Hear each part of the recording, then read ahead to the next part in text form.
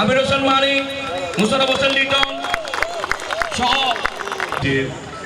Finance কমিটির director, বিশিষ্ট ক্রীড়াবিদ, দলীয় একটা কার্যালয়ে পরিণত করেছিল আওয়ামী লীগের এই স্টেডিয়াম পাড়াকে। অন্যান্য যে খেলাগুলো আছে এগুলোকে আমাদের কিন্তু প্রায়োরিটি দেওয়া দরকার। সেটা হচ্ছে হ্যান্ডবল বলেন এবং ইফটিজিং এবং অন্যান্য সমাজের যেগুলো কালো মহোদয়, ওনার সাথে রয়েছেন আমলা সম্পর্ক মহোদয়, হাজী মোহাম্মদ সালাউদ্দিন মহোদয়, মুশির আলম সম্পন্ন। এরপরে পরে চট্টগ্রাম জেলা ক্রীড়া সংস্থার সদস্য সচিব হাজী আপনাদের প্রথম খেলা আপনারা উল্লাস করে আপনার মধ্যে খেলাটি পরিচালনা করবেন।